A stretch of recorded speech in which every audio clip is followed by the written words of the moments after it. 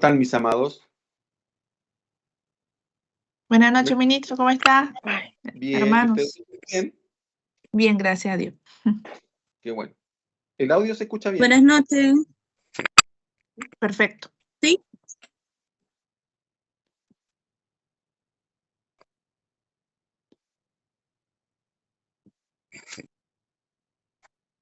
Buenas noches, hermanos. Buenas noches. Buenas noches, ministro. Buenas noches, hermana Evelyn. Buenas noches, hermano. Yo te tengo la Buenas cámara. noches. Hay que sacarle ese.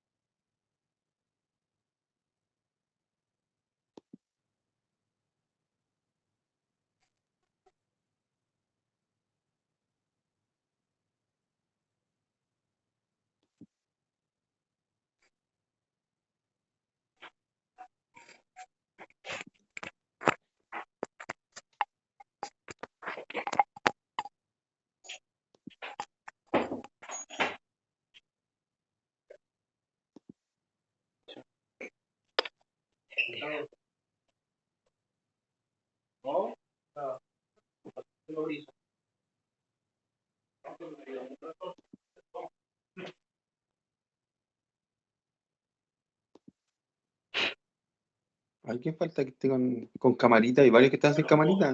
13 conectados. ¿Y los demás que están sin cámara?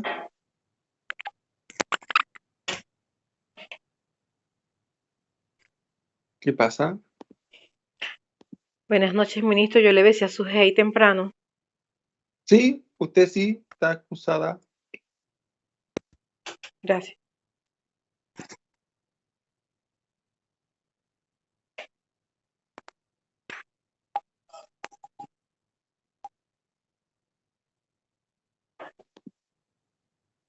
Ahí sí. Vamos.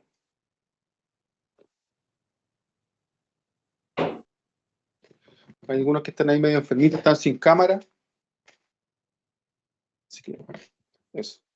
Montserrat, ¿todo bien? ¿Sí? Ah, no alcanzó para... Solo medio dedito. Sí, no alcanzó para... Eso. Eso era ahí mi corazón.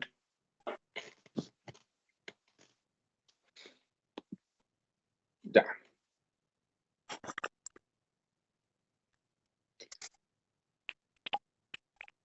Ah, ¿su esposita Miguel está bien? Sí, ya se está conectando ahora. Así que ahí viene. Ya. ¿Comentarios del libro de Erickson antes de ver el material?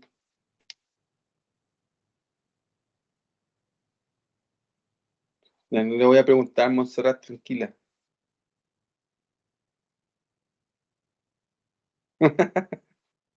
Veo sus caras y ya sé a quién preguntarle y a quién no. ¿Por qué no leen, hermanos? Teología, tienen que leer. Como dijo Pablo, añadan alegría a mi corazón. Último uno que haya leído. ¿Quién leyó Erickson? ¿Nadie leyó Erickson? Oh, yo pensé que así como de ¿Ministro? aplicadito, como había estado de aplicadito la semana pasada, yo pensé que iban a leer Erickson ahora esta semana. Sí, Javiera. ¿Ministro, me escucha? Mm, Ah, ya. Oiga, mire, yo no lo leí entero, pero sí leí una parte. Me costó ya. un poquito porque es como bien filosófico así el libro y como hablaba un poco acerca de la cristología de arriba, la cristología de abajo, entonces al principio me costó un poco entender esa mirada desde la cristología de arriba como desde la fe, pero como que dejaba de creer en el Jesús histórico y por otro lado la cristología de abajo que miraba al Jesús demasiado histórico, dejando fuera la parte como de la divinidad, como más que, no sé si la parte como de Cristo, del Cristo mismo. Incluso hablaban del discurso querigmático, de la prédica querigmática. en el caso de la cristología de arriba.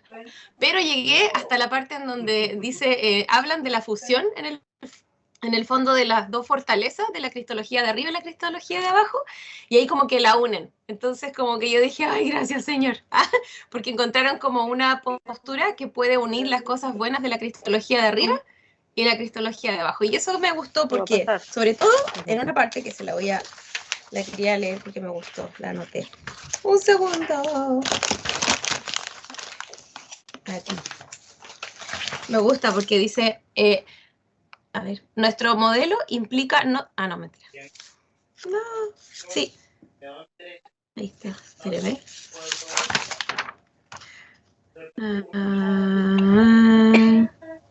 Ya, pero no, lo voy a parafrasear porque no me acuerdo dónde lo leí específicamente, pero en el fondo como que habla de mirar la cristología desde un Jesús histórico, pero también desde el enfoque del Cristo, desde el Cristo finalmente.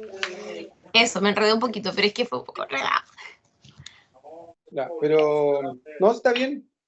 Sí, el tema de que lean, ¿cierto? Es para, primero, profundizar con los conceptos. Segundo, para que se den cuenta de que otros autores escriben de otra forma, porque eso es hacer teología, hay que desarrollar la idea, no es que él sea filosófico, él es teólogo.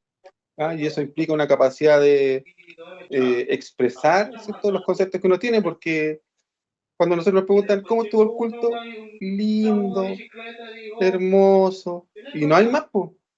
No tenemos ninguna capacidad de expresar lo que pasó ahí. Entonces, para eso en parte también estudiamos teología, para desarrollar esa forma de expresar quién es Dios, pues. Y si no, siempre lo estamos expresando de forma muy básica.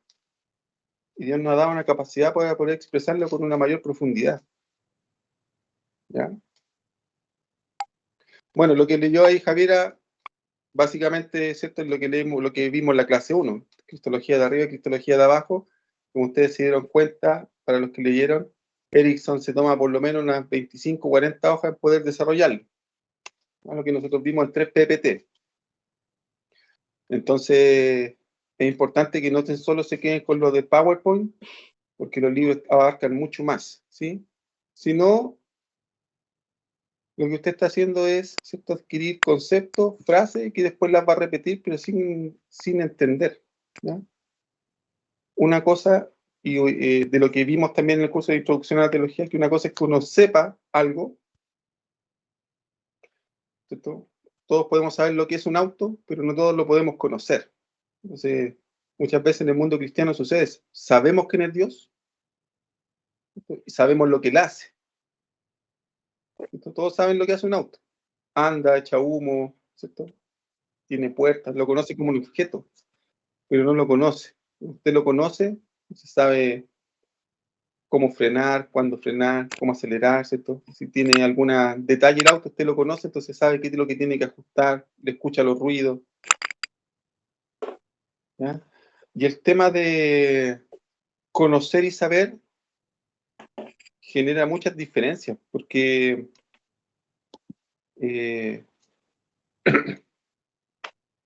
nosotros muchas veces nos equivocamos porque solamente sabemos quién es Dios, pero no lo conocemos, ¿ya? Mire que ahí en la parábola de los talentos, aquí el hombre que recibe un talento, ¿qué le responde a Dios? Pero si usted ya pasó Evangelio Sinóptico, eso es materia conocida. ¿Qué le dice? Sabía que eres hombre áspero, que cosechas donde no siembras, que recoges donde no esparces. Eso le dice, ¿cierto? ¿Qué me pone cara como que le estoy hablando en coreano, hermano? Si eso es Biblia. La parábola de los talentos, Mateo 24, 25.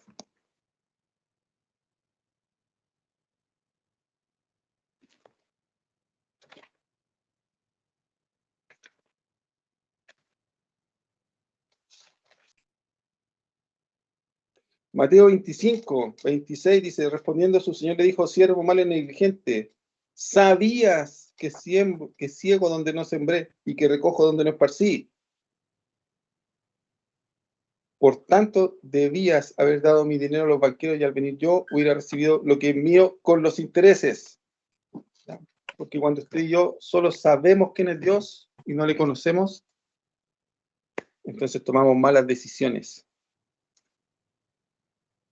Maxi, no me vaya a copiar ese principio, por favor, ni lo publique en Instagram ni nada. Déjelo ahí notado en su cuaderno nomás.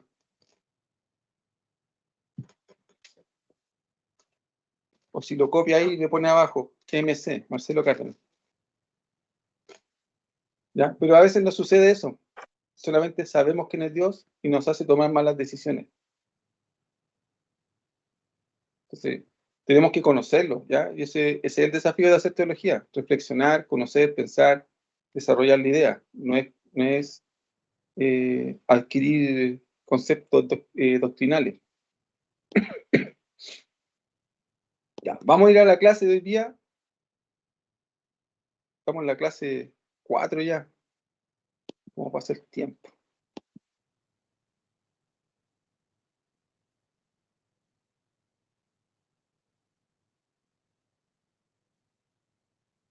Cristología. Y ahí por mientras, clase 3, perdón. Igual es harto. Hermano Esteban Salazar, bendíganos. Ore por la clase.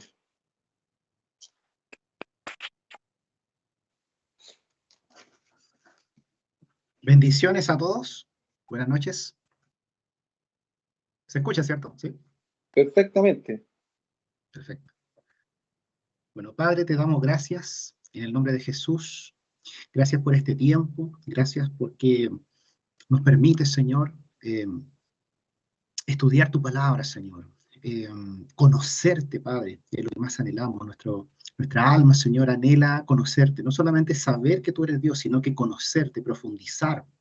Gracias, Señor, por tu palabra que nos viene, Señor, a bendecir, Señor, a traer, Señor, tantos principios, Señor, tantas revelaciones, Padre, que vienen, Señor, a fortalecer nuestra vida. Te doy gracias, Señor, por este tiempo, por esta clase también. Bendice, Señor, al ministro.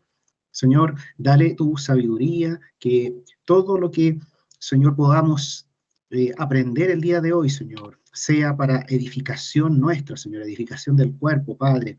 Bendice, Señor, esta clase, háblanos en el nombre de Jesús. Amén y amén.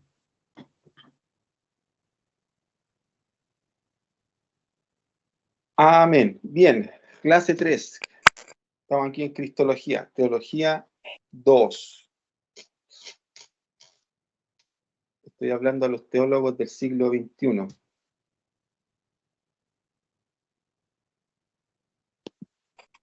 ¿Qué me mira con cara de incredulidad, Montserrat? Yo tengo fe. Ya. Vamos a hablar de varios conceptos. Uno de ellos es la obra de Cristo. ¿Ya? Si bien es cierto, en las clases anteriores estuvimos hablando de la persona de Jesús, ¿cierto? La materialización de este Jesús histórico, ¿cierto? Que lo vimos en las clases anteriores. Ahora vamos a enfocar un poco ya en la parte divina. ¿Sí? ¿Se acuerdan que la semana pasada hablamos de Jesús, ese que tenía callitos en las manos, que no era musculoso, ¿cierto? De gimnasio, sino que era fortacho, ¿cierto? Porque era carpintero. Ese que tuvo un cuerpo físico capaz de soportar, ¿cierto? Las laceraciones, las heridas de los latigazos, de los clavos y todo eso. Este Jesús que no era tan hollywoodense. ¿Ya? Entonces vamos a hablar ahora de la obra de Cristo, toda la parte divina que obró en él, ¿cierto? Y cuando hablamos de la obra de Cristo, ¿cierto? Nosotros la vamos a dividir en 4 aspectos. 4 aspectos. Cuando se hable de la obra de Cristo son 4 aspectos. Es su ministerio, la expiación, ¿cierto? O la obra expiatoria, la resurrección y la ascensión. Ahí están las 4. ¿Ya? Su ministerio, la expiación, resurrección y ascensión. Eso es la obra de Cristo.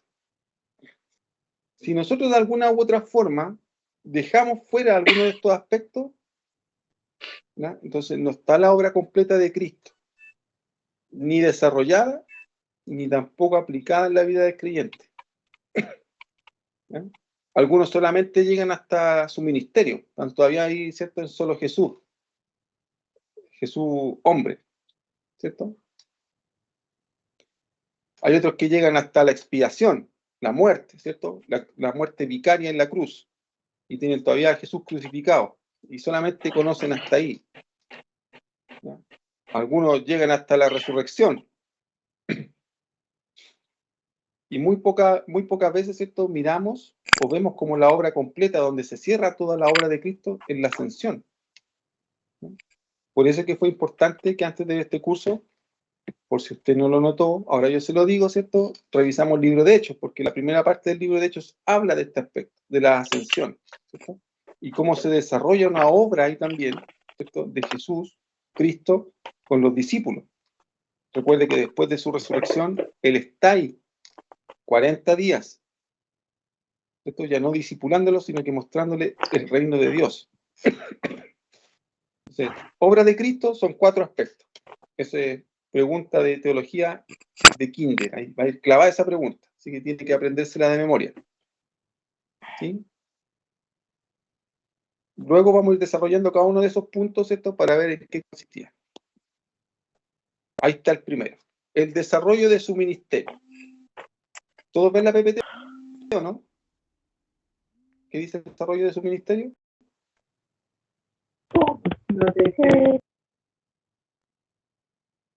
¿Sí? ¿Se ve? Que veo cara como Sí. que de algunos que no la están viendo. Sí, Sí, sí se ve. se ve. Ya. El desarrollo de su ministerio. El ministerio, ¿cierto? Usted lo que va a encontrar escrituralmente en los evangelios. ¿Ya? Principalmente, póngame atención a esto, principalmente los que son sinópticos. ¿Ya? Porque Juan tiene otra perspectiva. Pero principalmente en los sinópticos. No vamos a hablar de lo que contiene cada libro, sino que cómo abarcan, ¿cierto?, estos libros ese recorrido. Cuando hablamos de su ministerio, ¿ya?, no nace el ministerio de Jesús a los 30 años, como siempre lo hemos creído. ¿Ya? El ministerio de Cristo comienza con su aparición terrenal. Que no se haya manifestado en medio de los hombres hasta los 30 años es otro aspecto. Pero en la aparición terrenal ya da inicio a la obra de Cristo.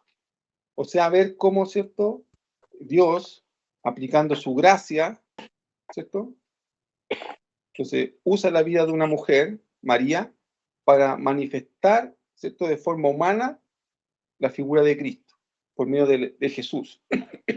Entonces, ahí, ¿cierto?, en ese bebé, que también es parte del Jesús histórico, ¿cierto?, que tuvo que tomar lechecita, aprender a caminar, se pegó sus porrazos, ¿cierto?, tuvo que educarlo. De ahí en adelante comienza el desarrollo de su ministerio. O sea, hay una aparición terrenal que connota también, ¿cierto?, toda la grandeza de quien es Dios. El evangelio que lo relata con mayor, ¿cierto?, hermosura, por así decirlo, es el evangelio de Lucas,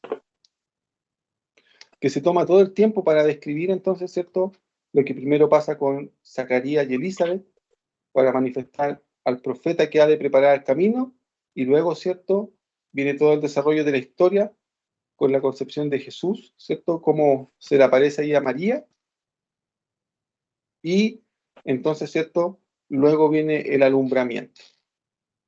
De ahí, ¿cierto?, si nosotros comparamos todos los pasajes que están en los evangelios, veremos los distintos sucesos, ¿cierto?, como Herodes hizo eliminarlo, ¿cierto?, los sabios del oriente que manifiestan su adoración por medio de los regalos, otros relatan la huida, ¿cierto?, que tienen que hacer Egipto, y un sinfín de detalles. Pero ahí, ¿cierto?, vemos la aparición terrenal de Jesús, y cómo instrumentalmente, ¿cierto?, Dios, bajo su providencia, ¿cierto?, va moviendo todas las cosas para que la vida de este Jesús entonces vaya siendo guardada. De ahí, en su ministerio, lo que vamos a tener, ¿cierto?, que nos vamos a saltar muchos años en los cuales no tenemos mucha información, ¿cierto? No hay información de cómo fue su adolescencia, no sabíamos si le gustaba un club de fútbol, si hizo pesca, ¿cierto?, o cuándo aprendió carpintería, no lo sabemos, ¿ya? Solamente luego tenemos como en su desarrollo ministerial, ¿cierto?, su aprobación celestial. Ojo, en Juan, si bien es cierto, hace primero un milagro antes del bautismo, que es transformar el agua en vino, ¿cierto? Pero eso es una acción que desata su ministerio, ¿no? Porque dice eso se lo pide su mamá. Pero luego cuando Jesús es bautizado, ¿cierto? Entonces viene la aprobación, ¿cierto? Celestial, donde todos conocemos ese pasaje, ¿cierto? Donde sale esa voz del cielo: este es mi hijo amado en quien tengo complacencia, a él oíd, ¿cierto? Y todos conocemos ese pasaje. Y todos siempre se recuerdan de la palomita que bajó del cielo. Siempre es importante la palomita, todos se acuerdan de eso, ¿ya? Pero la voz ahí, ¿cierto? De Dios, ¿cierto? Diciendo que Él es su hijo. Cuando Él se refiere a su hijo, no está hablando de Jesús, está hablando de Cristo, ¿sí? Este es mi hijo, en quien tengo complacencia. Entonces ve en Jesús toda la manifestación de Cristo, ¿sí? Por medio de este bautismo. Entonces recién tiene la aprobación celestial para comenzar a manifestar el reino, ¿ya? Que es lo que nosotros generalmente entendemos como su ministerio, ¿ya? Pero después del bautismo lo que hace es manifestar el reino, ¿ya? Y eso es lo que vimos en el Evangelio sinóptico, ¿cierto? Un proceso donde Él predica el arrepentimiento, ¿cierto? Arrepentidos. ¿Qué predica Él? El reino de los cielos se ha acercado, o sea, Cristo mismo ha estado en medio de los hombres. ¿Qué más vamos a ver? Milagros, ¿cierto? Por multitudes, sanidades de manos secas, leproso, enfermo, endemoniado, la mujer de flujo de sangre, la mujer encorvada, la mujer sirofenicia, el siervo del centurión, el ciego Bartimeo, y así un montón de otros milagros, ¿no? Porque esa es la manifestación del reino. No podemos hablar de la manifestación del reino, ¿cierto? Si es que no hay ni arrepentimiento ni milagros. También, ¿cierto? Se ven estas sanidades que le estoy mencionando yo, ¿cierto? Vemos, ¿cierto? También está el caso del ciego, es al que le hace barro. Tenemos el caso del muchacho ese también que no pudo ser liberado, ¿cierto? O expulsado a los demonios. El Señor Jesús les dice, ese género solo sale con oración y ayuno. Y así tenemos muchas figuras, ¿cierto? De eventos sobrenaturales, juntamente acompañada con la predicación. Hay dos situaciones puntuales de predicaciones del Señor Jesús. Una es el Sermón del Monte, usted lo vio ahí en Evangelio Sinóptico, esto donde se menciona la constitución del reino. Y segundo, el discurso final del Señor Jesús, donde todos empiezan a irse, ¿cierto? Y ahí encontramos la frase clásica de Pedro: Señor, ¿a quién iremos? Y solo tú tienes palabras de vida eterna.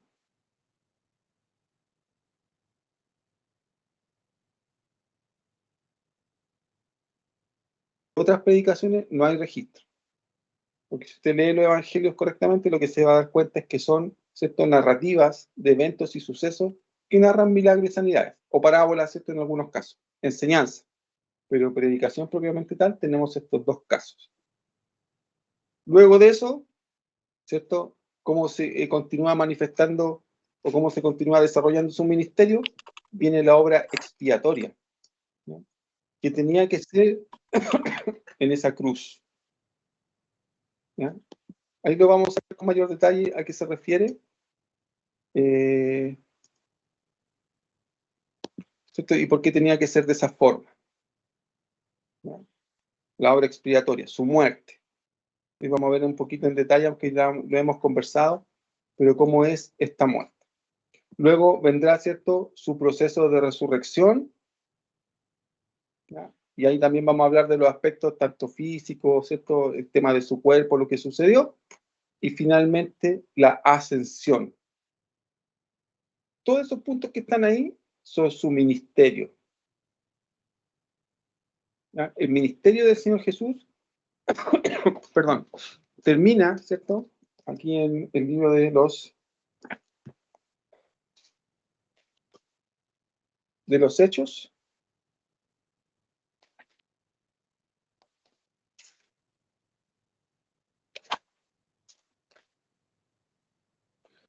Termina en Hechos capítulo 9. Ahí termina el ministerio del Señor Jesús. Hechos 1:9 en adelante. Dice, y habiendo dicho estas cosas, viéndolo ellos fue alzado, y le recibió una nube que lo ocultó de sus ojos. Estando ellos con los ojos puestos en el cielo, entre tanto que él se iba, he aquí se pusieron junto a ellos 2 varones con vestiduras blancas, los cuales también les dijeron, varones galileos, ¿por qué estáis mirando al cielo? Este mismo Jesús, que ha sido tomado de vosotros al cielo, así vendrá como lo habéis visto ir al cielo. ¿Cierto? Y ahí usted mira desde una perspectiva hermenéutica del texto, Hechos 1:12, entonces el conector que aparece ahí dice, entonces volvieron a Jerusalén. Se terminó el ministerio del Señor Jesús. ¿Ya? Eso es lo que nosotros vamos a entender como el desarrollo de su ministerio.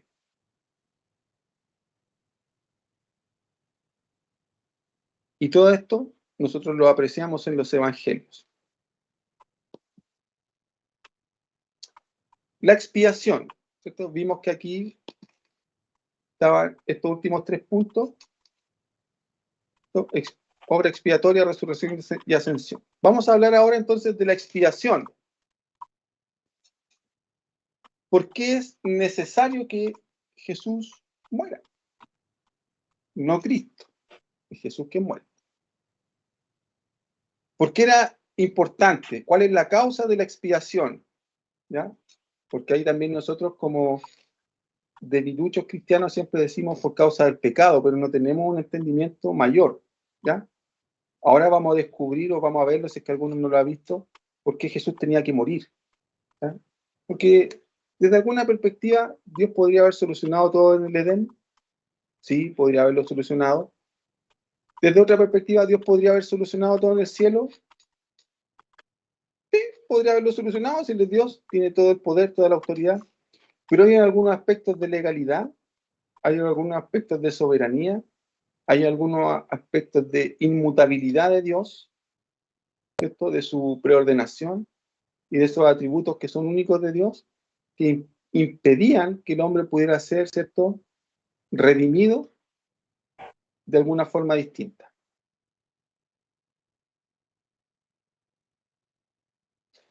Entonces, ¿por qué era necesaria la expiación? Que muriera, ¿cierto?, este Jesús.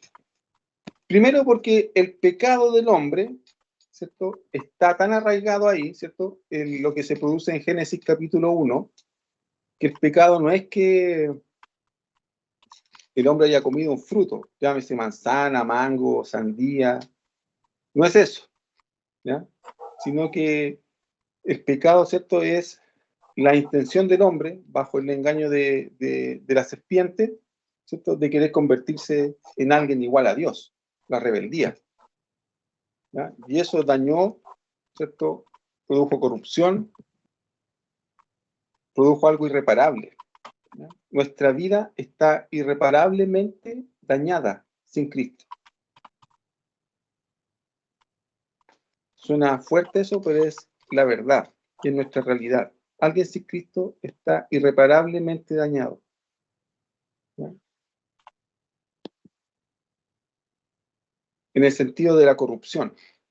Y por otro lado, entonces, lo que se da ahí, ¿cierto?, lo que existe para con nosotros, es que en nuestra naturaleza humana, ya corrupta, aparte de, ¿cierto?, somos incapaces de resolver ese problema. O sea, no somos capaces de regenerar, ¿cierto?, esa corrupción, ese daño. Porque nunca pudimos, ¿cierto?, volver atrás, y nunca nadie, de forma humana, ha nacido, ¿cierto?, en un estado distinto que no tenga ese daño del pecado. Porque si usted lo mira en lo más natural, para aquellos que son papás, ¿cierto?, o han sido papás ya de niños pequeños y ahora están grandes, ¿cierto?, la corrupción en la naturaleza humana, el pecado en sí mismo, ¿cierto?, nosotros lo vemos en cosas y en detalles muy sencillos. Basta, ¿cierto?, con observar los niños en su más pequeña, ¿cierto?, infancia, la capacidad que tienen de mentir sin que nadie les enseñe. ¿Ya? Entonces, eso es parte de la naturaleza corrupta, porque no hay ningún papá que le enseñe a mentir a los niños. O sea, de hecho, si un papá le enseña a mentir, ya prácticamente la vida de ese niño se hace, ¿cierto?, muy distorsionada. O si le enseña a avanzar en eso. Pero los niños, ¿cierto?, mienten. ¿Quién rompió esto? No, yo no fui, dicen los niños, ¿cierto? ¿Quién sacó esto? No, y le echan la culpa al hermano. No, el hermano ya. Entonces, la naturaleza corrupta, corrompida del hombre, entonces, ¿cierto?, es un problema en nosotros, y aparte no tenemos cómo solucionar eso, porque involuntariamente el hombre, imagínense, es capaz de mentir, involuntariamente falla, ¿no? Entonces es un problema, el pecado es un problema que el hombre no puede resolver, no tiene cómo resolverlo, nadie puede resolverlo de forma humana, ¿ya? No hay forma. Por otro lado, ¿cierto?, la expiación es necesaria en la vida de los hombres, ¿ya?, por causa del amor de Dios. Y no tan solo porque esté basado, ¿cierto?, en lo que nosotros conocemos en Juan 3:16, porque de tal manera amó Dios al mundo, que ha dado a su Hijo unigénito, para que todo aquel que me cree no se pierda, mas tenga vida eterna. Sino que también lo podemos ver en la segunda carta que escribe Pablo, enseñándole a Timoteo. Acompáñame ahí, la segunda carta a Timoteo, capítulo 2, versículo 13.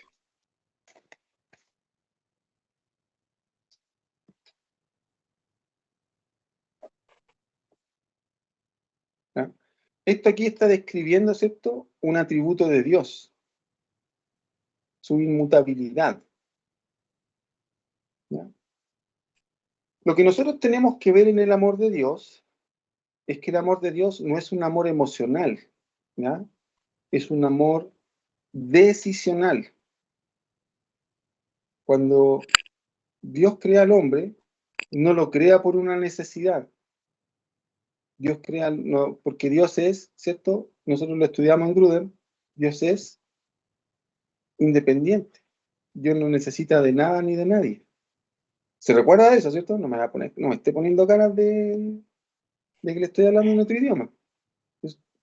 ¿Ya? Recuerde, Dios es independiente. Él no necesita de nada ni de nadie. ¿Ya?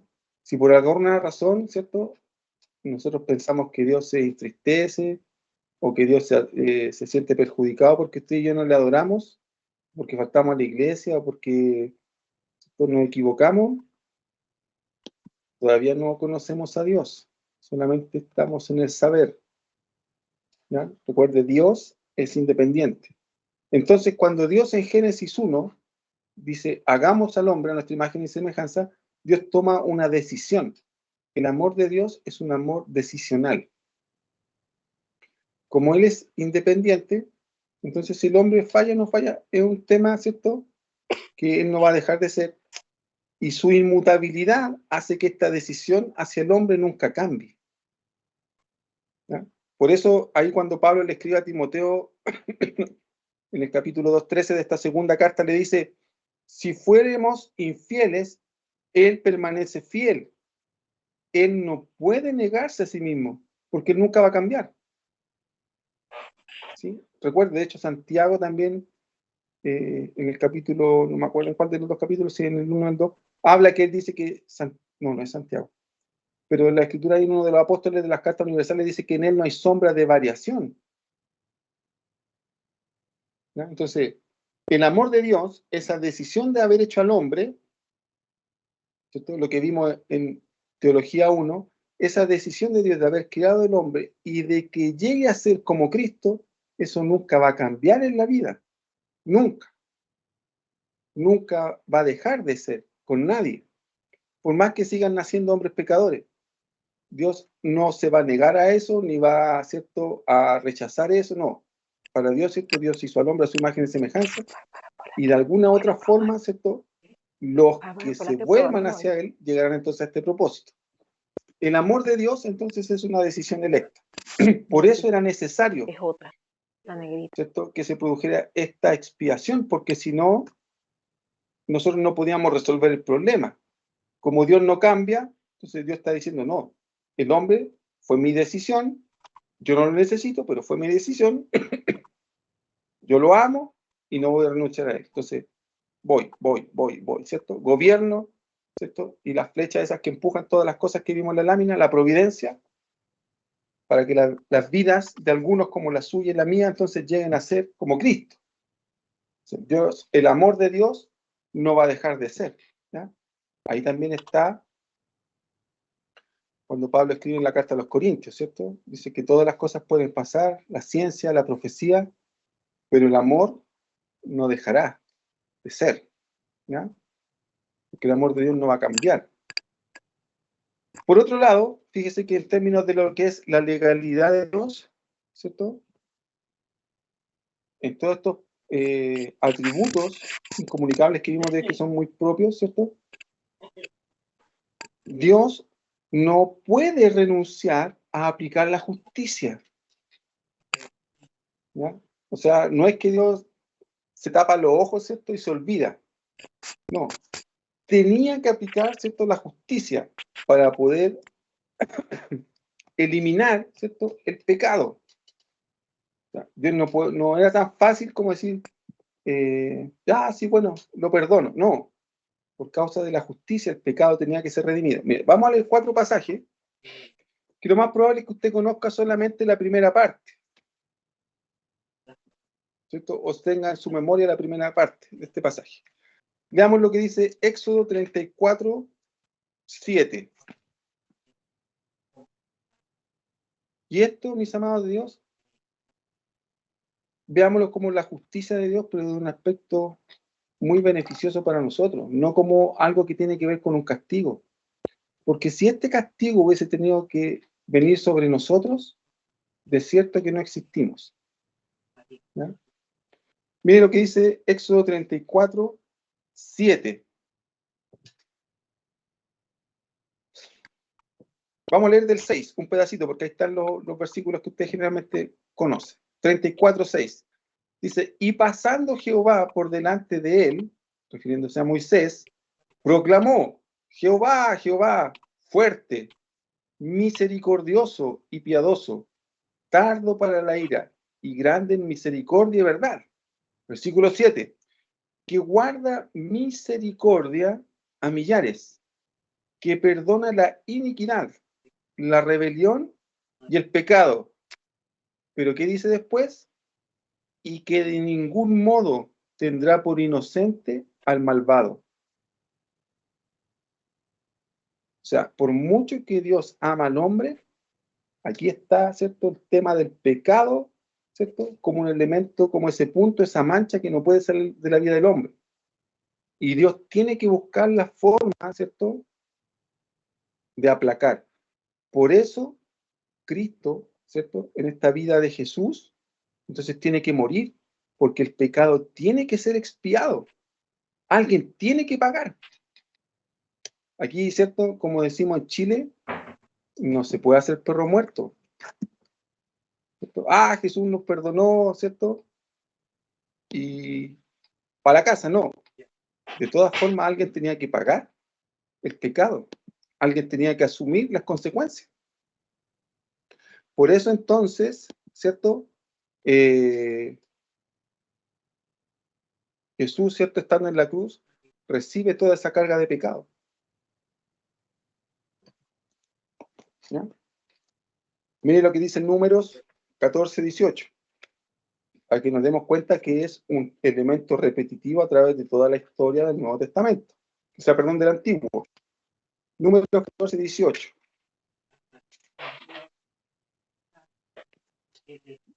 ¿Ya? Si hay alguna pregunta, mis amados, por favor, anótela y guárdela para el final, ¿ya? Para no cortar ahí lo que estamos viendo. Y después me cuesta un poquito retomar. Números 14, 18.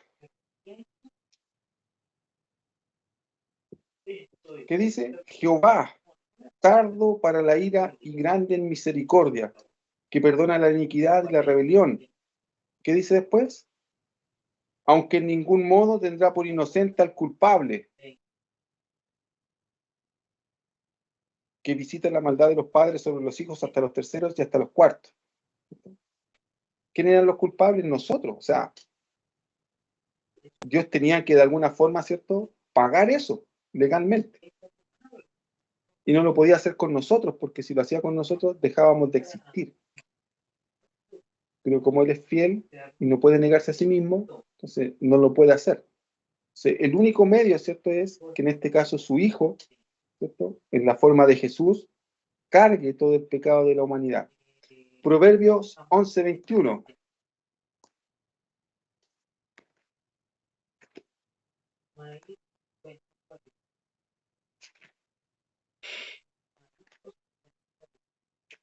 Todos estos pasajes que estamos leyendo hablan acerca de lo mismo. Proverbios 11:21.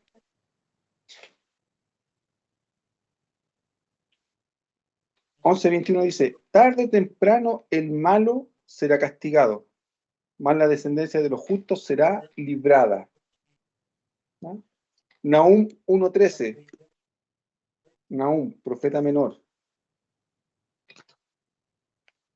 Está después de Miqueas y antes de Sofonías. Nahum 1:3. Jehová es tardo para la ira y grande en poder, y no tendrá por inocente al culpable. Jehová marcha en la tempestad del torbellino, y las nubes son el polvo de sus pies. Entonces, la justicia de Dios tenía que ser aplicada, porque el pecado no era tan solo así como decir, ya lo meto a la papelera, lo rompo, ¿cierto? Lo quemo. No. En algún lugar, ¿cierto?, alguien que tenía que morir. Por eso también, ¿cierto?, como una sombra, por eso también como una sombra de lo que había de ser la figura de Jesús en la cruz. Entonces, ¿cierto?, en todo este modelo del tabernáculo se ofrecen los sacrificios para enseñarle a los hombres, ¿cierto?, que el pecado tenía que ser expiado en la vida de alguien. En el antiguo pacto, ¿cierto?, era por medio de la vida de un animal. Para nosotros, ¿cierto?, fue en la vida de Cristo, de Jesús, perdón. ¿Ya? ¿Qué otra cosa es importante mirar, ¿cierto?, en todos estos atributos de Dios que nos hacen ver su belleza, ¿cierto?, y que nos hacen valorar esta decisión tan hermosa que Él tomó por nosotros al crearnos. Y es que Dios no tenía necesidad de expiar el pecado del hombre, porque Él podría habernos dejado así. Él podría haber dejado que todo el tiempo, los años que iban pasando, nos murieran. Pero como Él nos amó de esa forma tan sobrenatural, tan fuera de la dimensión que nosotros conocemos, no lo podía dejar pasar. Pero Dios, en estricto rigor, no tenía necesidad de expiar el pecado, porque fue un problema nuestro. Pero como nosotros no lo sabíamos resolver, no tenía otra forma que hacerlo por medio de su Hijo. Entonces, si en eso vemos ahora, ¿cierto?, la obra de Dios sobre nosotros de una perspectiva distinta, entonces, ¿cómo no podemos nosotros tener gratitud con Dios? Porque realmente nosotros no teníamos cómo salir de este rollo. No había forma, no había cómo. Y Dios perfectamente podría haber dicho que no, y lo hizo. Envió a su Hijo. Sí. Cuando usted ve algo que es negativo, algo que es malo, cuando Dios vea que no le responde o que no hace algo de lo que usted no tiene, no haga una pataleta. Dios ya lo hizo todo. Hizo mucho más de lo que necesitábamos. A eso se refiere Dios cuando habla de su misericordia y de su gracia. La misericordia, ¿cierto?, es que ya nos quitó por medio de esta muerte, ¿cierto? Por la muerte, por medio de la muerte de Jesús, ¿cierto?, nos quitó el castigo que era para con nosotros. Él ya aplicó su misericordia. Y aparte de eso, nos dio su gracia. Nos dio la oportunidad de tener vida eterna. Porque Él podría haber redimido el pecado sin darnos vida eterna. Y Dios hubiese seguido siendo justo.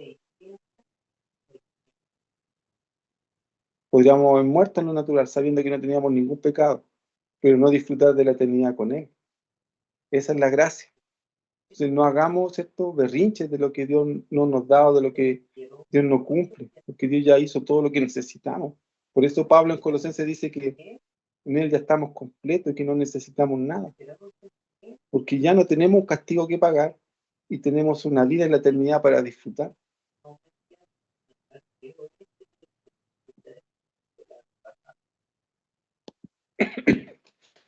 ¿Cómo fue entonces la naturaleza de esta expiación? Porque aquí vimos, ¿cierto? Las razones, vimos anteriormente las razones técnicas, jurídicas, ¿cierto?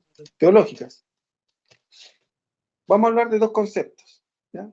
Primero, la obediencia activa y la obediencia pasiva, ¿ya? Cuando hablamos de la obediencia activa, ¿cierto?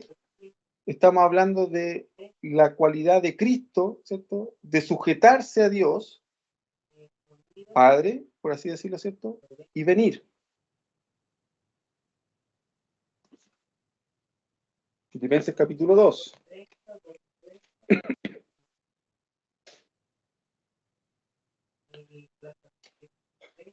El cual, siendo en forma de Dios, no estimó el ser igual a Dios como cosa a que aferrarse, sino que se despojó de sí mismo tomando forma de siervo, hecho semejante a los hombres. Cuando Dios le dijo, hijo, toca, no hay otra forma de solucionar este rollo, ¿cierto? El Señor dijo, heme aquí, envíame a mí. Cuando el Señor miró hacia la tierra ahí en Isaías, ¿cierto? Y no encontró a nadie que hiciera vallado, y el Señor pregunta, ¿a quién enviaré? Y su hijo dice, ¿cierto? Heme aquí, envíame a mí, ¿cierto? Y lo vemos ahí en Filipenses, ¿cierto? Desde esta otra perspectiva de que no consideró el ser igual a Dios como cosa que aferrarse, ¿cierto? Sino que se despojó de esa condición y por amor a nosotros, como hijo, él sabiendo que era el prototipo, ¿cierto? Diciendo, todos van a llegar a ser como yo, ¿cierto? Cristo diciendo ahí, Miguel, vas a ser como yo, ¿cierto? Gloria, vas a ser como yo, Esteban, serás como yo. Y en eso dijo, pero voy a ir a la tierra. Allá voy, a pagar esa deuda que ninguno de ustedes puede pagar. La obediencia activa. ¿Ya? Porque Cristo no tuvo rollo, ¿cierto? Ni se puso a discutir con Dios, pero ¿y por qué tengo que ir yo? No podía hacer otro parecido por ahí para que, no podía hacerte otro Adán para que vaya. No hubo ese rollo. Él fue. Cristo lo hizo. ¿Ya?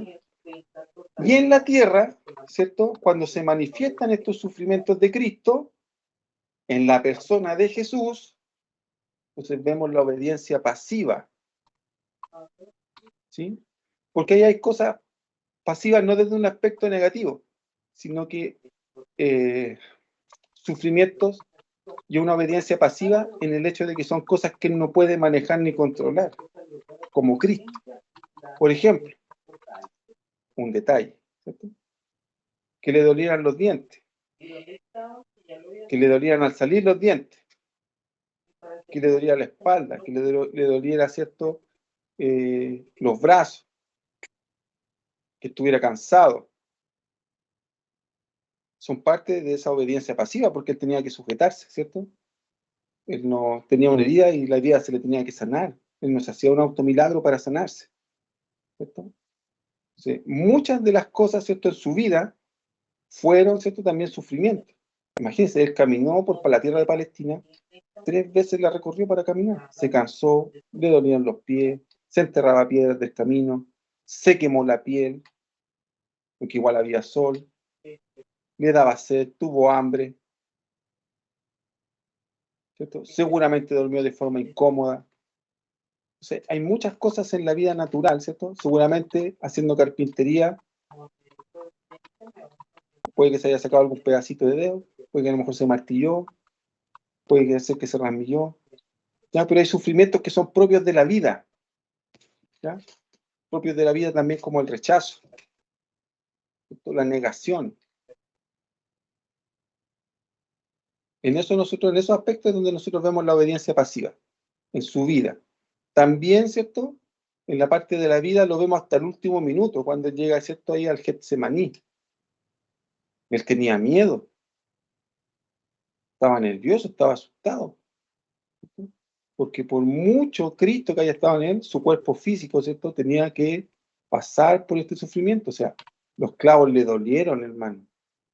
No porque haya sido Jesús, los clavos no le dolieron. Los clavos le dolieron. Él no estuvo callado porque era Dios. ¿Ya? Le dolió, hermano. Los clavos le dolieron. Los latigazos que le sacaban los pedazos de carne le dolieron. Caminar desnudo por las calles lo avergonzó. Que le enterraran esa corona en la cabeza, ¿cierto? Y se la enterraron, no se la pusieron, se la enterraron, hermano. Quiere enterrarse una espina 2-3 centímetros aquí adentro y que le salga sangre, se duele. Le dolió. Que le tiraran piedras, que le hicieran zancadillas. Le dolió que le cayera la cruz encima, le dolió. Su fuerza estuvo hasta el límite. Recuerde que hubo un tramo que él ya no pudo cargar la cruz porque tenía tantas heridas que él no pudo. Y le piden a Simón de Cirene que le ayude a llevar la cruz. Entonces, los sufrimientos en la cruz, propiamente tal, imagínense, poner el cuerpo sobre la cruz era algo que los romanos, ¿cierto?, preparaban. Ya lo habían latigueado varias veces, y aparte de todo lo que lo habían golpeado, ¿cierto?, los ancianos de Sanedrín. Cuando dicen que le daban bofetadas, no era que le estaban dando cachetazos, las bofetadas eran unos palos, unos bastones que tenían, y con eso le pegaban. El rostro de nuestro Señor Jesús quedó desfigurado, totalmente desfigurado, probablemente con piezas dentales menos, probablemente también con algunos de los huesos maxilares quebrados. Súmele a eso, primero latigazo, 39 de forma normal, ¿cierto? Látigos normales. Luego latigazos de los que sacaban pedazos de carne, de esos que ocupaban los romanos para enganchar, ¿cierto? Y destrozar la carne, preparativo a la cruz, ¿cierto? Luego de eso, ¿cierto? Su corona, que eran de espinas de cardo, que son espinas duras, y se la enterraron en la cabeza. Entonces él sangró, lleno de heridas, porque su cuerpo estaba destrozado, estaba irreconocible. El libro de Isaías dice que él fue, nosotros cuando leemos el vocablo ahí en el original, dice que por causa de nuestros pecados, él fue triturado. O sea, el cuerpo de Cristo, del Señor Jesús, perdón, estaba todo y totalmente desfigurado. Tenía poca forma ya, después de todo el castigo. A eso, súmele en la cruz, ¿cierto? Que lo tienen que montar en la cruz. O sea, los clavos en la mano, ¿cierto? Que no son clavos como los que nos conocemos hoy día ahora con una cabeza, ¿cierto? Y que se pueden sacar. Los clavos que se ocupaban en esa época eran clavos de acero, ¿cierto? Incluso a veces con mucho óxido. Y eran hechos de tal manera para que cuando un clavo entraba en la madera, el clavo entraba en la madera, no pudiera ser sacado. Sino que el clavo se metía en la madera, ¿cierto? Y era apretado por la madera misma, absorbida. No había forma de sacar el clavo. Tenía que ser destruida la madera para poder sacar el clavo después. ¿Ya? Entonces, esos clavos son los que tuvo el Señor Jesús en su mano. ¿Ya? Y después de que lo clavan por primera vez, ¿cierto? Dado que en esta parte de acá, ¿cierto? Hay una conexión neural, un nervio, que se conecta con el otro brazo. Entonces, cuando le clavan el primer brazo, este brazo tiende a recogerse. Para clavar el segundo brazo, tienen que estirarlo, pero no pueden, queda así. Y se lo tienen que dislocar. O sea, no es que Jesús estaba así descansando en la cruz. Jesús estaba con un intenso dolor por causa del dislocamiento, ¿cierto?, de su hombro, más los clavos en las manos. Por otra parte, cuando observamos la muerte de la cruz, lo mencionamos en parte de los evangelios, los pies eran clavados de tal forma que la posición en la cual quedaba colgando en la cruz le impidiera respirar, con las piernas afectadas y el cuerpo colgando. El crucificado, para poder respirar, tenía que estirarse. Ese estiramiento le provocaba un profundo dolor por las heridas, por el dislocamiento, por los clavos y por la fuerza que tenía que hacer. Era una muerte que generaba tal cantidad de dolor y tal cantidad de sufrimiento que los crucificados terminaban muriendo ahogados, porque finalmente ya no querían respirar, porque no podían por las fuerzas o el dolor que les generaba respirar era demasiado. Y termina entonces el Señor Jesús, ¿cierto?, en ese sufrimiento, con todas estas heridas, ¿cierto? Y fíjese que más encima él rechaza, ¿cierto?, lo que le ofrecen, porque cuando untan el hisopo con agua y vinagre, lo que producía eso era un efecto analgésico, ¿ya? Casi como una droga para que se adormecieran. Y el Señor Jesús lo rechazó, no lo quiso, que chocó con el dolor. Ya eso, entonces, súmele lo siguiente, ¿cierto? Que es algo que nosotros no lo podemos describir en lo humano porque ninguno de nosotros lo ha vivido. Entonces, empezar a sentir la carga del pecado suyo, mío, y de todos los hombres sobre él. Imagínese con ese inmenso dolor en su cuerpo, en lo físico, y empezar a sentir la carga del pecado. Y una vez que se ha cargado todo ese pecado del hombre, fíjese que aquí estamos hablando de un concepto teológico, ¿ya? De ahí lo podemos desarrollar un poquito más si usted quiere. El pecado, porque Dios no paga nuestros pecados, Él paga el pecado del hombre, lo que se generó en el principio. Por eso después las cartas paulinas hablan de que usted y yo tenemos que hacer morir, desechar, ¿cierto?, y todas las otras cosas pecaminosas, que son la consecuencia de este pecado. Si Dios, ¿cierto?, por medio de Jesús, elimina ese pecado en nosotros, entonces nosotros tenemos todas las herramientas para dejar de pecar con los demás, ¿no? Entonces, Dios, ¿cierto?, carga el pecado del hombre, ¿cierto?, esta rebelión del hombre, ahí lo carga sobre él, y en eso, ¿cierto?, entonces sufre, ¿cierto?, el abandono de Dios. Estando, imagínense, con el cuerpo hecho pedazos, desfigurado, seguramente sin ni siquiera poder ver bien, respirando dificultosamente, sangrando, con heridas, con dolor, ¿cierto?, con toda esa carga del pecado del hombre sobre él, sentir el abandono de su padre. Padre, ¿por qué me has abandonado? Imagínense la sensación de soledad después de 30 años, de sentir, ¿cierto?, que todo lo que hacía estaba con él, era para darle gloria y todo eso, y sentir en esos pocos minutos, pocos segundos, el abandono de Dios. Amado, y nosotros tenemos todo para estar conectados con Dios y no nos conectamos con Él. Si alguno de nosotros se siente solo, es porque solamente lo ha querido. Porque si Dios ha abandonado a alguien, únicamente fue a su Hijo, y por causa suya y mía. Pero nadie más ha abandonado a Dios. Así que aproveche la oportunidad que tiene de estar con Él. Y por sobre todo, al finalizar, sentir el enojo, la ira de Dios sobre Él, ¿cierto?, la consumación de esa muerte, ¿cierto? Y el Señor Jesús, a pesar de todo estar ahí, entonces dice, ¿cierto?, consumado es. La expiación entonces se consumió. Y ahí, ¿cierto?, es donde teológicamente se produce el efecto de algo permanente en lo temporal. Porque todo eso que venía arrastrándose, ¿cierto?, en la eternidad para nosotros y que nos dañó, permanentemente, es lo que a mí y a usted nos libra en estos 80, 90, 70, 40, 120 años que vivimos. Y vemos algo maravilloso porque luego de esta vida, cuando partamos a la presencia del Señor, ya no tendremos nunca más naturaleza corrupta. Ya no habrá más corrupción en nosotros. Ya no existirá eso. Entonces Dios produce por medio de esa muerte, entonces, algo permanente en esta carne temporal.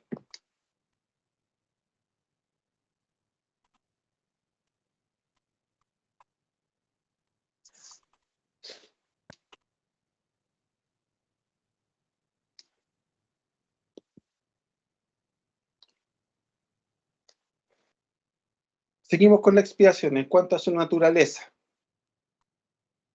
La muerte física de Cristo, en la persona de Jesús, a eso me refiero, usted tiene que estar concentrado aquí para ir separando esas cosas.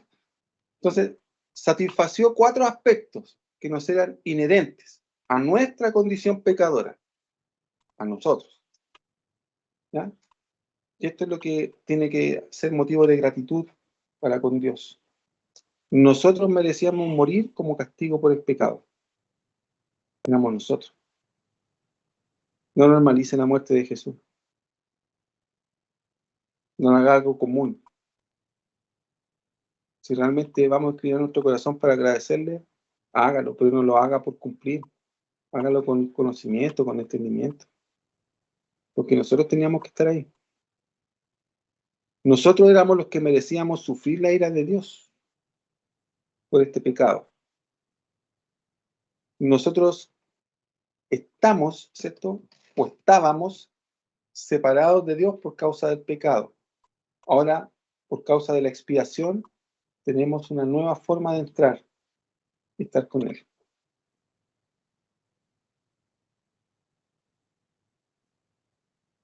Al no existir expiación, ¿cierto? Nosotros estábamos esclavizados al pecado y al reinado de Satanás. O sea, antes de la expiación estábamos esclavizados a eso, al reinado de Satanás. Recuerde que por causa del pecado, el reinado, la administración de la tierra que le correspondía al hombre le fue entregada a Satanás. Entonces, estaba todo bajo su jurisdicción. Pero como Cristo, ¿cierto? La persona de Jesús muere, entonces nosotros ya somos libres de eso. Por eso se dice que hemos sido redimidos. ¿Ya? Entonces, la expiación, ¿cierto?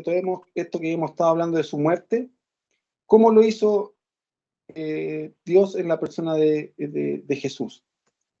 Lo hizo mediante esta representación del sacrificio, ¿cierto?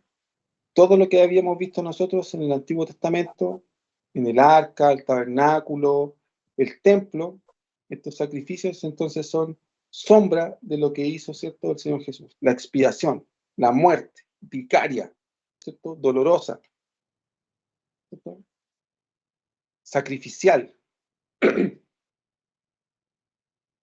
No es que Cristo dijo, ya, sí, ahora voy a morir, me muero y resucito. No, fueron horas de sufrimiento. Lo hizo también mediante, ¿cierto?, una muerte que fue de propiciación.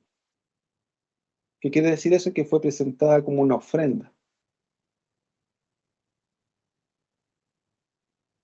¿Cierto? Que buscaba, ¿cierto?, agradar al Señor. A eso se refiere con que fue una muerte de propiciación. Una muerte que buscaba agradar al Señor. Fue una muerte para con nosotros reconciliatoria. Estando el Señor Jesús en la cruz, en todo ese sufrimiento, ¿qué es lo que dice? Padre, perdónales. No saben lo que hacen. Es una muerte reconciliatoria. ¿Ya? Por eso no se puede llegar a Dios por otro camino que no sea Jesús, porque Él es el que nos reconcilia. ¿Sí? Y es a Él a quien mira a Dios. Y por otro lado, entonces también es una muerte redentora. ¿No? Redentora igual redimidora, ¿cierto? Nos da redención. Hemos sido redimidos. ¿Qué quiere decir eso? Que por medio de este sacrificio hemos sido comprados. ¿Sí? Entonces ya no somos esclavos ni del pecado ni del reino de Satanás, porque fuimos comprados. Otra persona nos compró. Y esto, mis amados, es tremendo, porque si alguien dice ser de suyo, entonces no ha entendido la redención, porque nada de lo que nosotros somos, ni nada de lo que nosotros tenemos, nada nos pertenece. Todo es de Dios, ni siquiera nuestra vida. Si usted dice ser un convertido, entonces su vida no le pertenece, en absoluto, le pertenece al Señor. No hay nada que usted pueda decir, es que yo quiero. Usted no quiere nada. Hay otra persona que quiere cosas. No, es que yo voy a hacer, usted no puede hacer nada por suyo propio. Su vida ya no le pertenece. Es que yo no quiero. Es que si a usted no le importa si usted no quiere. Tiene que preguntarle a Dios si Él quiere. Porque su vida ya no le pertenece. Nuestras vidas no nos pertenecen, son de Él. Por eso Pablo escribe que ahora somos, y sobre todo él colocándose como ejemplo, dice, esclavos de Jesucristo. porque él entendió que él compró su vida.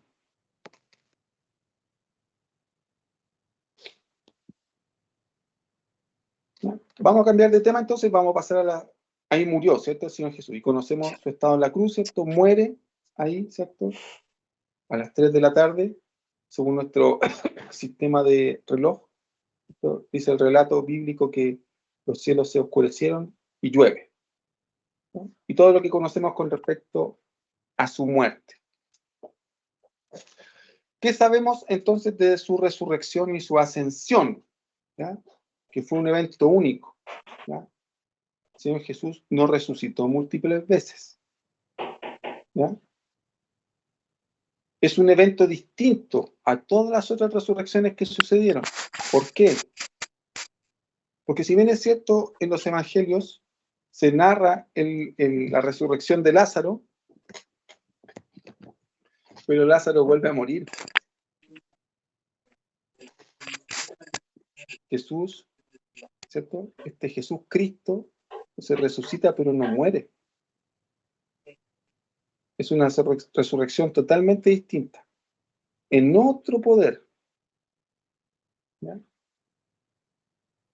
Donde dice la carta a los Efesios que la supereminente grandeza de su poder es que él lo levanta, ¿cierto? De la muerte. Entonces fue un evento único.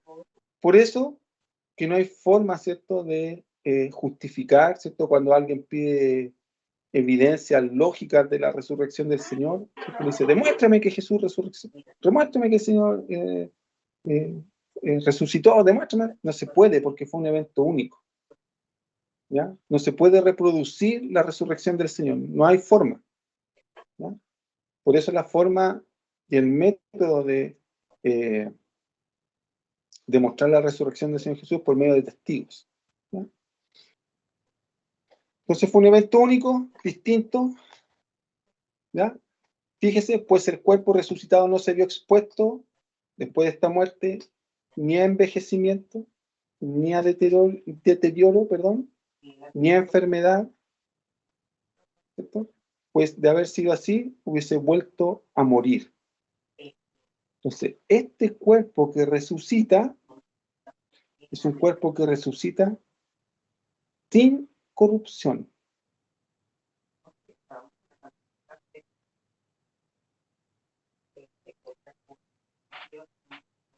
¿Ya? Y algunos plantean, ¿cierto?, que esta condición en la que resucita Jesús era la condición, ¿cierto?, original de Adán. Donde nos encontramos con alguien que puede comer, ¿cierto? Porque si usted ve el relato de Juan al final, ¿cierto?, con este Jesús resucitado que se encuentra con los discípulos, San Juan capítulo 21, usted ya estudió Juan, ¿cierto? ¿Estudiaron Juan ya o no, el Evangelio? Entonces tiene que conocerse el pasaje, pues. Están ahí con caras como de, ¿dónde dice? Entonces cuando vemos que este cuerpo resucitado, ¿cierto?, pero ya sin corrupción, en otra dimensión, de otra forma, entonces lo vemos, ¿cierto?, que igual come.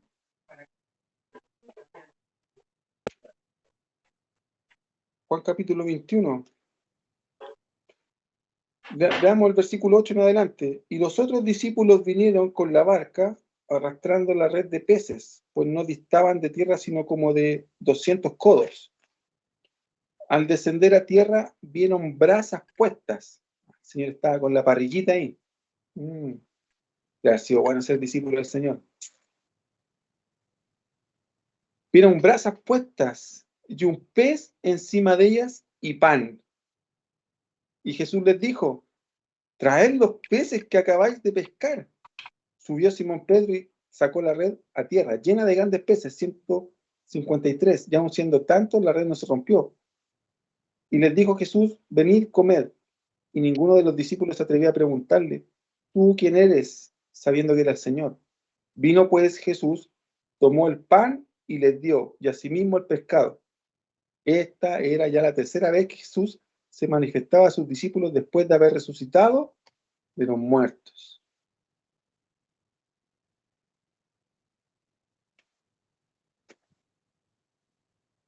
Veamos lo que le dicen los otros evangelios.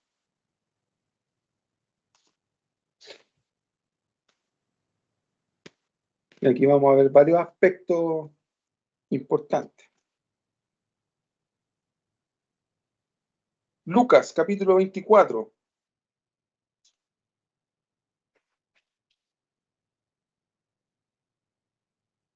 Te voy a mandar el horario, lo abres y me lo compartes, porque necesito saber cómo me llegan. Buscar el versículo exacto.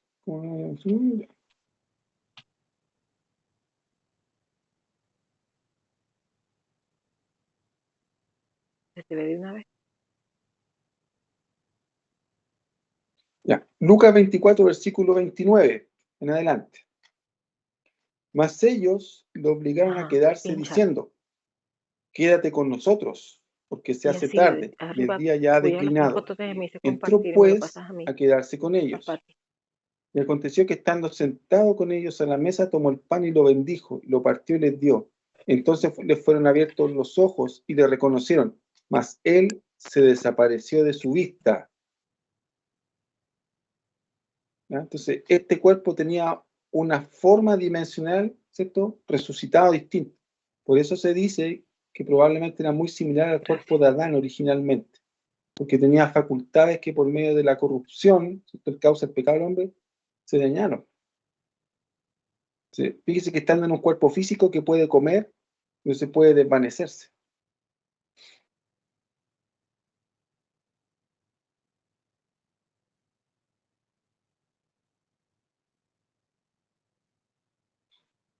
Volvamos ahí al mismo Lucas 24, versículo 36, mire.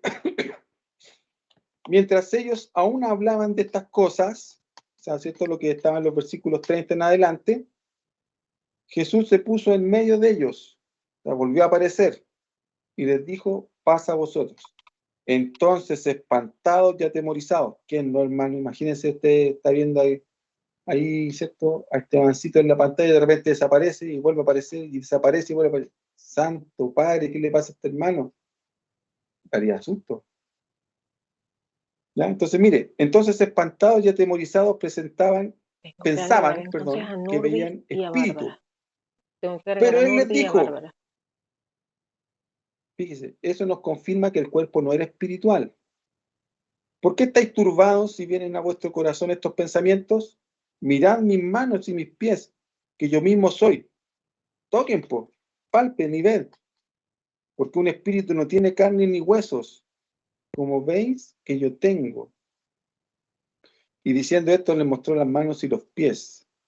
Y como todavía ellos de gozo no lo creían y estaban maravillados, les dijo: ¿tenéis algo de comer? Uy, parece que resucitó con hambre. Entonces le dieron parte de un pez asado y un panal de miel. Y él lo tomó y comió delante de ellos. Pues alguno no quería creerme.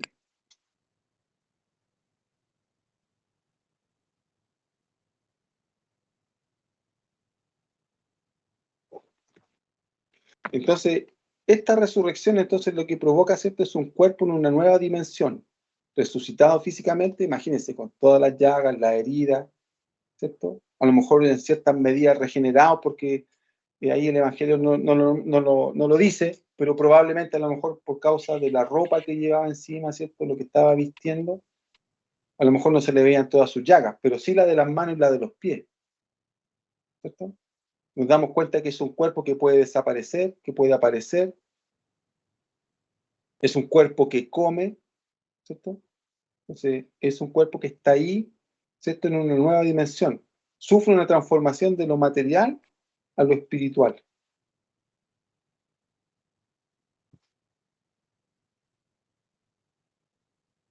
¿Ya?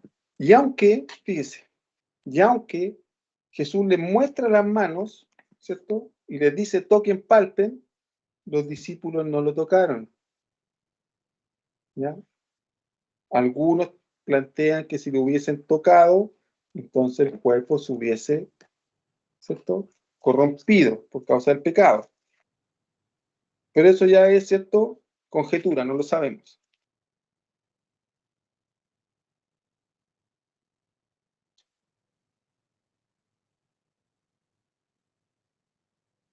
Veamos si es que Marcos nos da alguna otra pista.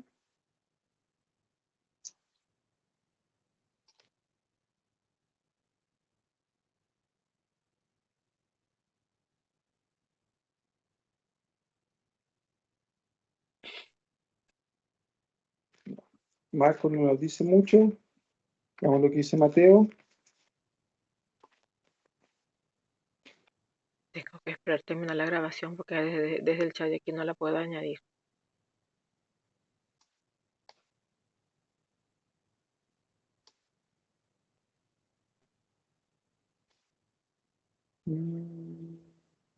¿Qué?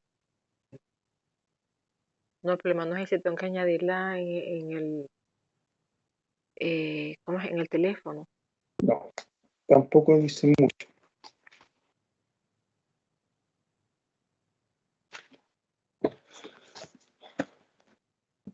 Ya, ¿cuáles son los aspectos teológicos entonces de la resurrección? Primero, la resurrección de Cristo, entonces a nosotros nos da certeza y seguridad de nuestra regeneración, es decir, es lo que provoca en nosotros el nuevo nacimiento. Si nosotros, ¿cierto?, por medio de la fe, no creemos que Jesucristo resucitó, entonces en nosotros no se provoca el nuevo nacimiento. ¿Ya?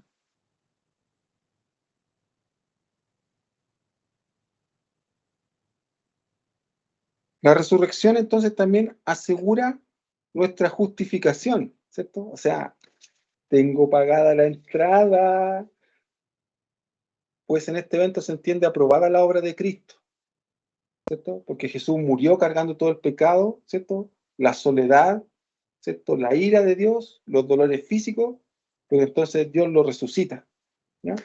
Entonces, como eso sucede, entonces fue aprobado. Entonces, ya no tengo nada que pagar.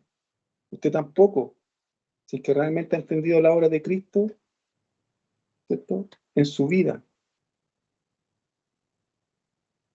Porque ya había quedado todo pagado. Entonces no tenemos nada que pagar nosotros. ¿Ya? Al hacernos parte de su muerte, hace que podamos recibir también un cuerpo transformado juntamente con él en su resurrección. Eso es lo que va a explicar Pablo, ¿cierto?, por medio de su revelación después en la carta a los Corintios, cuando dice que nuestros cuerpos serán transformados, glorificados, para estar con el Señor. Como somos parte de su muerte, al entender toda esta obra de Cristo, somos parte de esa muerte. Y de hecho después, ¿cierto?, la iglesia primitiva lo entendió en el hecho de que cuando nos bautizamos, somos muertos con Él. Entonces, ahí reconocemos públicamente, ¿cierto?, que aceptamos su muerte, nos hacemos parte de Él y somos resucitados. Entonces, entender su resurrección nos hace parte de esto. ¿Y qué más, mis hermanos? Que esto yo sé que a muchos no les va a gustar, pero es, mi hermano. En entender la resurrección del Señor Jesucristo, nos tiene que hacer parte de la obediencia activa y pasiva en nuestra vida. ¿Qué quiere decir eso? ¿Qué preparaste hoy? ¿Ya? Que nosotros nos tenemos que sujetar a Dios. ¿Ya? Voy a dar un Primero porque poquito. no es porque seamos Cristo, sino porque nuestra vida ya no nos pertenece. ¿Ya? El estricto rigor significa que no hay ninguna decisión que usted pueda tomar, ninguna, por sí mismo. Todo debe ser, ¿cierto?, aprobado por el Señor. Todo, en el estricto rigor. ¿Ya? No hay nada que nosotros podamos hacer de mutuo propio. Y si hay algo a lo que usted y yo tengamos que negarnos, tendremos que hacerlo. Y por otro lado, cuando hablamos de la obediencia pasiva, entonces quiere decir que usted y yo tenemos que aceptar los sufrimientos en esta vida, tal cual los que padeció Cristo. Y de alguna u otra forma, usted y yo tendremos que ir a nuestra cruz. Lamento decepcionarlo y lamento romper su expectativa de querer un evangelio exitista. Porque el Señor Jesús nunca habló de éxito.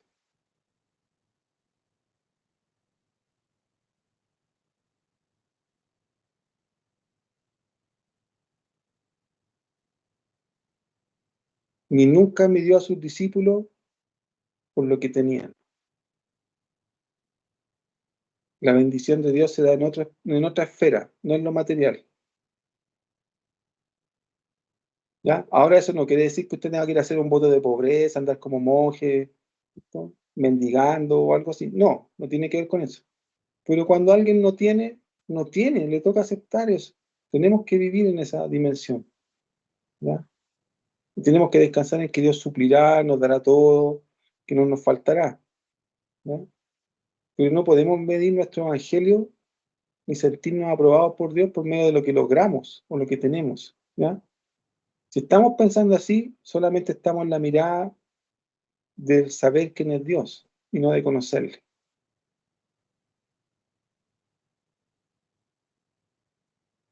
Lamento profundamente si alguien se sintió complicado con eso, pero es así.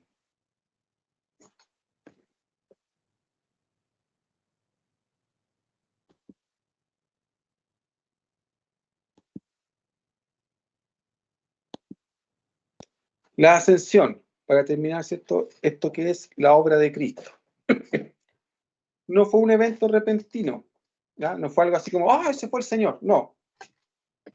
Fue un evento programado, estaba calculado, ¿cierto? El Señor Jesús, después de morir, ¿cierto? Resucitar, tuvo una actividad, ¿cierto?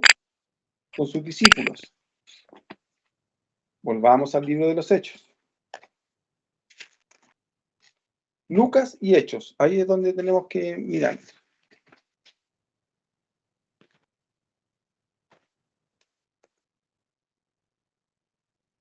Volvamos al final de Lucas.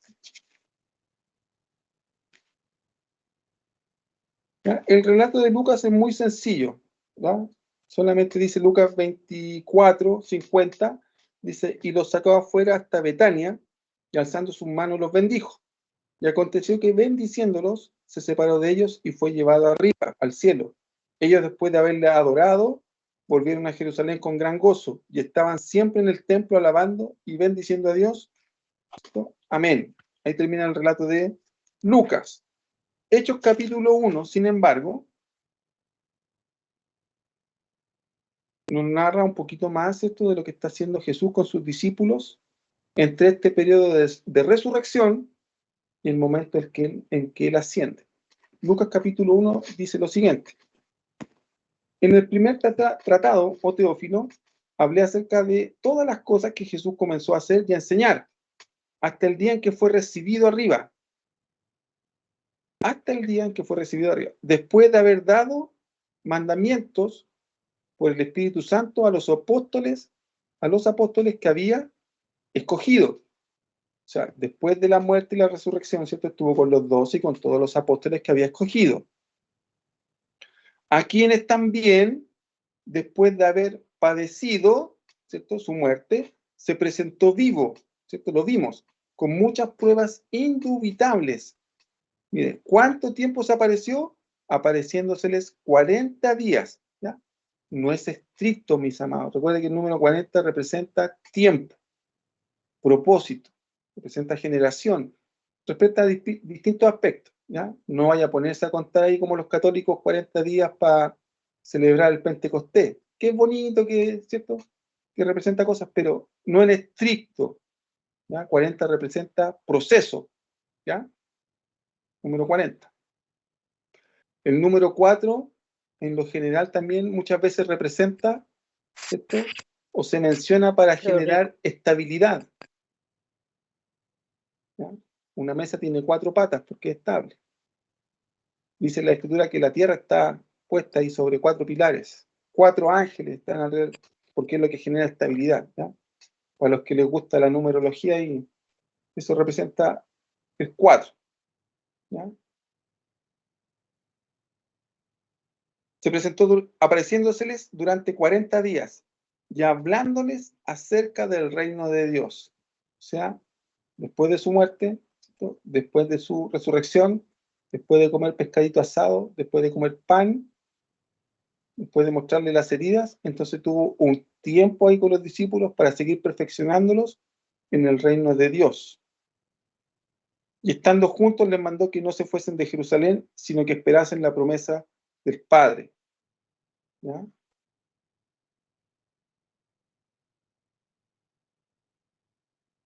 Nos vamos a estar ahí hasta el 9, y habiendo dicho estas cosas, viéndolo ellos, fue alzado, ¿cierto? Que ya fue lo que leímos, y lo recibió una nube que lo ocultó de sus ojos.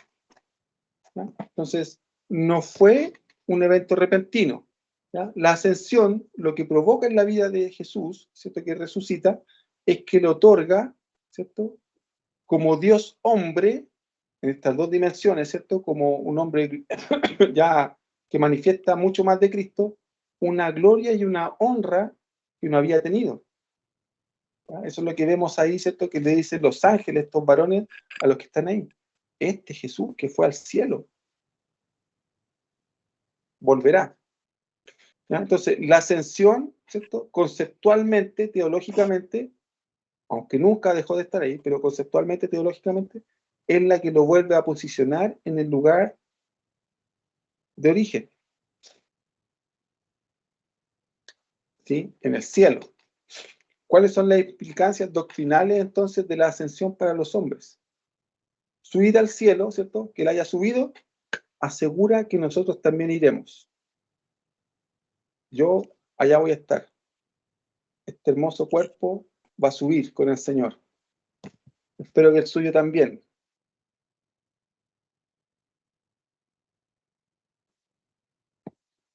¿Ya? La ascensión, ¿cierto? La ascensión nos va a dar muestra entonces del lugar definitivo donde estaremos. No nos vamos a ir al purgatorio, no seremos un alma en pena, no seremos un ánima, no, vamos a estar en el cielo. Ahí vamos a estar con el Señor. Ese es nuestro lugar. ¿Ya? Su ascensión nos hace capaces de recibir autoridad hoy. ¿Ya? Porque antes de que el Señor Jesús subiera, entonces es cuando Él delega su autoridad sobre nosotros. Ahí es cuando Él nos bendice. Antes de subir es cuando Él capacita a los discípulos, también ahí en Marcos, ¿cierto? Deja el mandamiento de ir a ser discípulo a todas las naciones. Antes de su ascensión, entonces, ¿cierto? Es lo que deja para la iglesia. Si Él no hubiese subido, aquí estaríamos nosotros todavía tropezando, equivocándonos, siendo como Pedro. Entonces, Él subió, entonces, para empoderarnos. Qué hermoso que el Señor haya hecho eso. Y qué valioso es para que nosotros también lo consideremos.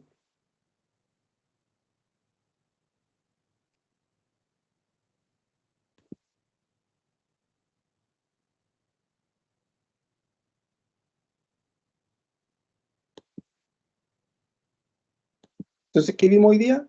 La obra de Cristo.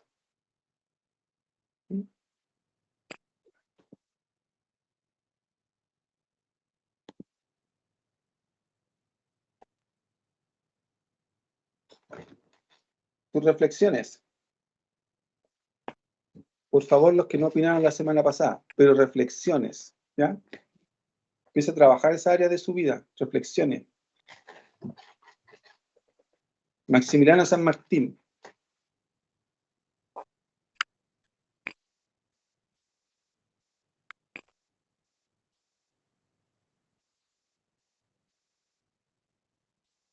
¿Hay volumen o no?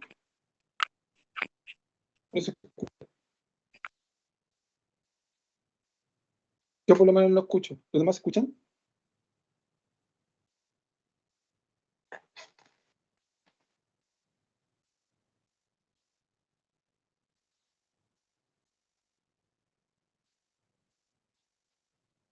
No, no se escucha.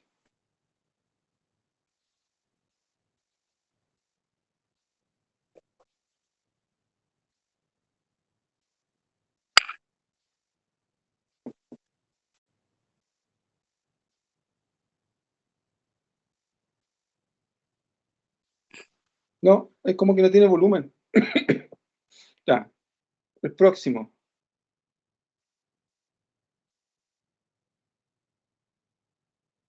¿Quién va a ir?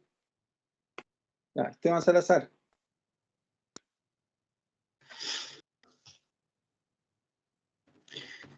Buenas noches a todos. Sí, mi reflexión va más que nada, bueno, de la clase en general de la obra de Cristo, que siento que muchas veces no hablamos de de la obra completa de Cristo.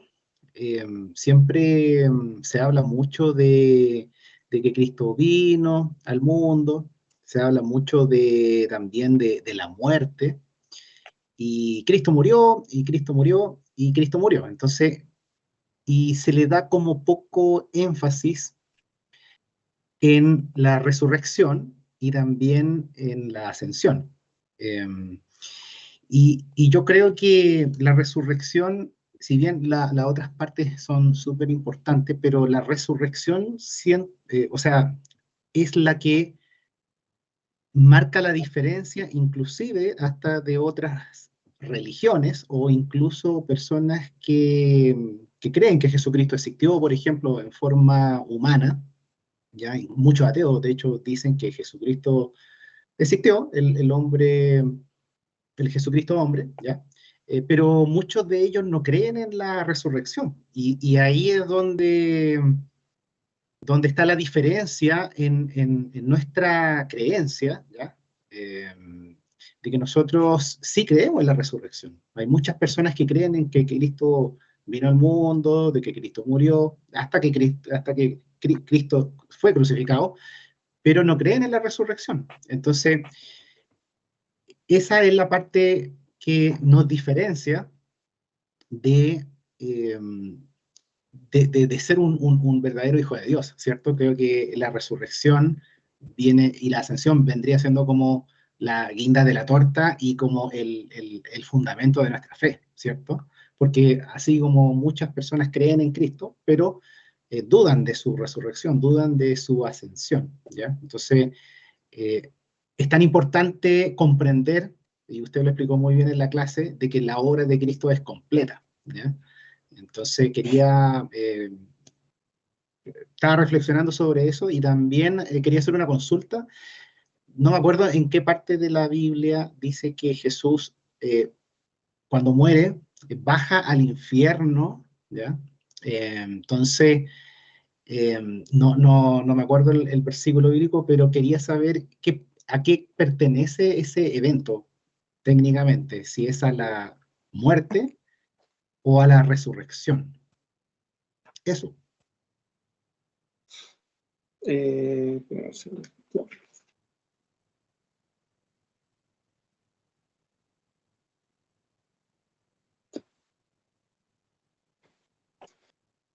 No me acuerdo en cuál de las dos está, pero eso lo dice Pedro.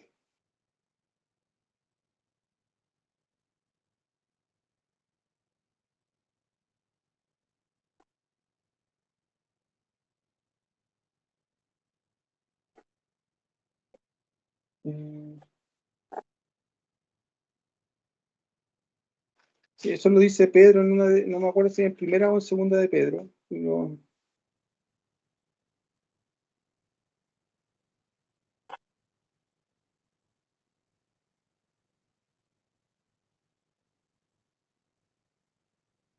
Entonces se refiere a este pasaje, cuando dice, porque Cristo también padeció una sola vez por todos los pecados, el justo por los injustos, para llevarnos a Dios, siendo a la verdad muerto en la carne, pero vivificado en espíritu, en el cual también fue y predicó a los espíritus encarcelados. ¿Ese? Sí, ese es un pasaje de difícil interpretación, porque no hay Sí. doctrina, no hay mayor doctrina con respecto a eso, pero si lo analizamos debería ser a la luz del momento en el cual él muere, ¿ya? Antes de su resurrección en la parte, ¿cierto?, divina. Sí. Es importante también mencionar ahí con respecto a lo que hablaba Esteban, gracias Estebancito, considerar que si nosotros no valoramos la ascensión, entonces tampoco podemos ver, ¿cierto?, que en ese es el suceso que gatilla, ¿cierto?, y precede que el Espíritu Santo pueda venir. ¿Ya? Si nosotros no miramos la ascensión, no puede tampoco venir el Espíritu Santo. Ya. Celeste. Hola, ministro, buenas noches. Primero, bueno, Bueno, cámara, pero estoy con el internet un poco débil. Ya. Uy, casa de Quería, herrero con palo. sí, quería destacar dos cosas básicamente. En realidad, bueno, la clase estuvo súper contundente, pero hay dos cosas que como que me volaron la cabeza. La primera tiene referencia con Jesús resucitado, ya siendo el Cristo.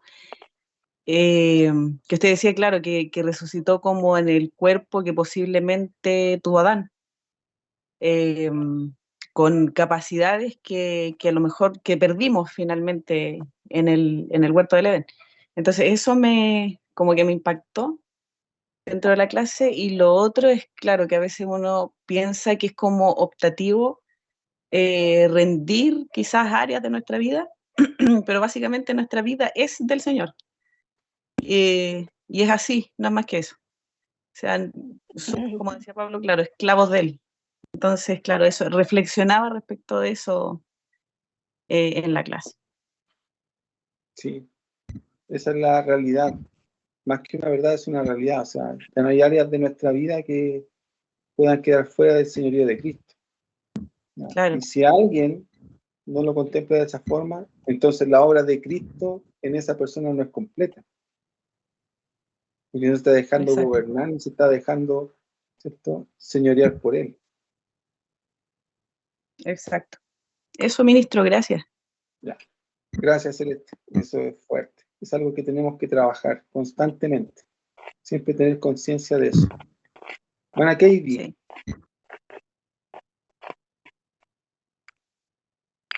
Hola, ministro, buenas noches.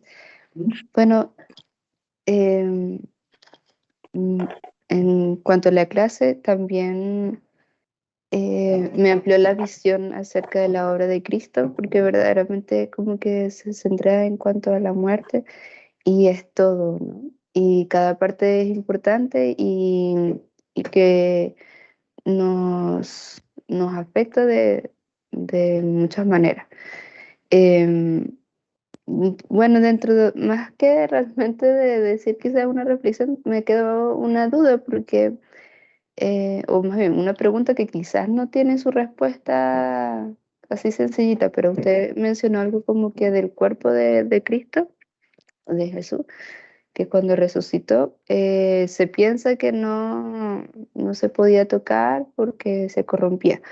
Y ahí como que me acordé del pasaje que dice que cuando Jesús se le apareció a María Magdalena, le dice que no lo tocara porque todavía no había subido al Padre.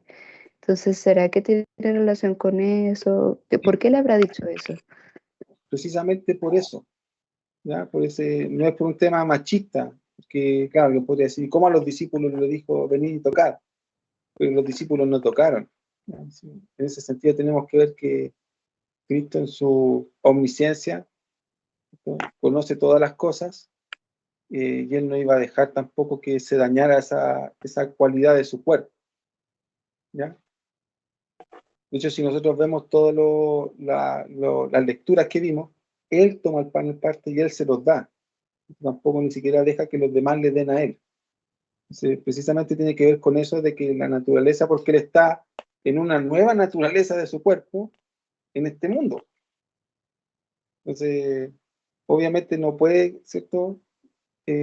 Plantean, ¿cierto?, que no puede dejarse estar en eso para no dañar su proceso de santificación y poder ascender al cielo. No tiene que ver con eso. En el caso de las mujeres, claro, él claramente le dicen, no me toquen, porque también con las mujeres en ese sentido tenía un lazo, si uno lo mira de forma más, ¿cierto?, intencional, la lectura de los evangelios, el Señor Jesús siempre tuvo un lazo más paternal también con las mujeres. Y muchas mujeres lo seguían en su ministerio, ¿ya? Básicamente por eso.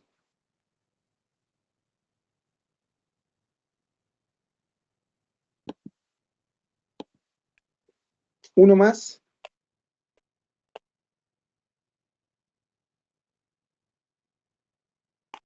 Para que cerremos. Sí, mamá.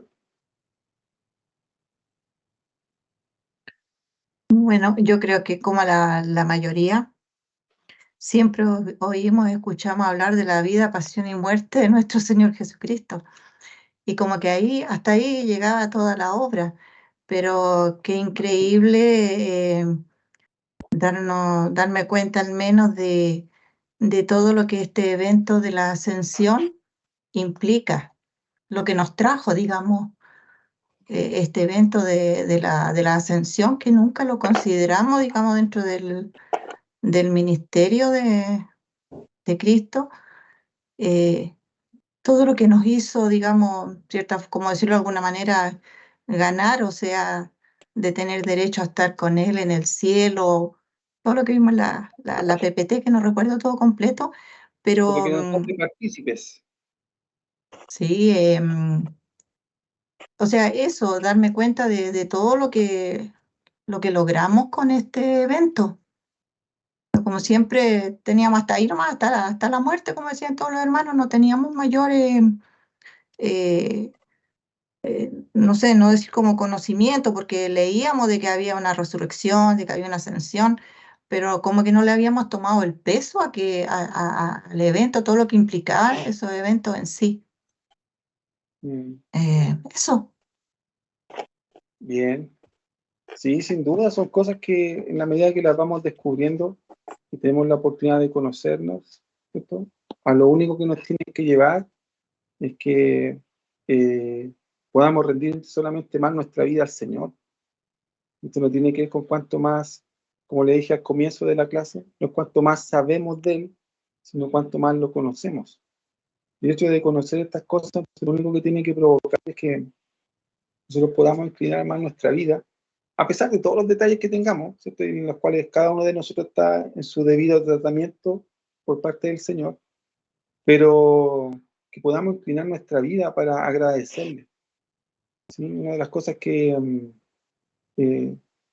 creo que la iglesia en general, no ustedes, sino que la iglesia en general, tampoco CFC, sino que la iglesia en general, en este último tiempo, en los últimos años en los que estamos, se ha desenfocado un poco es en darle mucho énfasis al bienestar que podemos tener en lo temporal. Por sobre, ¿cierto?, el foco, ¿cierto?, o evaluar, ¿cierto?, que nuestro bienestar temporal es lo que nos va a garantizar, ¿cierto?, o lo que nos puede hacer sentir que estamos bien con el Señor. Entonces, muchas veces nuestro buen pasar nos puede hacer sentir bien o pensar que estamos bien con el Señor. Pero no necesariamente eso. Como le decía, las Escrituras nunca nos hablan de un evangelio exitista, ni el Señor Jesús tampoco lo mencionó. Gracias al Señor, si es que tenemos buenas cosas, si es que podemos disfrutar de todo lo que el Señor nos ha dado, si es que tenemos incluso hasta para compartir, gloria a Dios por eso. Pero más importante es que podamos tener un corazón que conozca al Señor, que le ame, que le agradezca, que pueda estar rendido, que le sirva. ¿Ya? Lejos, cada vez más lejos de nuestra propia naturaleza. ¿Ya? Si hay algo que podemos sopesar mucho de esta clase, es eso, que nuestra vida fue comprada, que ya no nos pertenece, le pertenece a Él. Y si algo vamos a hacer con nuestra vida, es que sea darle gloria al Señor. ¿Ya? Y no por cuanto esté amable, ni porque tenga conducta, sino que en la medida que usted conoce al Señor, como dice Pedro, somos participantes de la naturaleza divina. No conducta, naturaleza. ¿Ya? Bien, mis amados, que el Señor les bendiga. Perdónenme ahí por habernos pasado un par de minutitos. Espero que siga meditando en esta clase, que reflexione. Lea, por favor, la sección de Erickson. Le va a servir mucho. Aunque sea un poquito más denso o más elaborado en su texto, pero léalo. Eso también le va a ampliar su forma de comprender la teología. ¿Ya? Perdón, mis amados, que estén bien, que el Señor les bendiga, descansen, que tengan un muy buen inicio de semana. Bendiciones. Buenas noches. Bendiciones, igualmente. Chao, hermano. No Chao. participen en la reflexión, participen Chao, para que bendiciones. desarrollen su habilidad. Chao, bendiciones.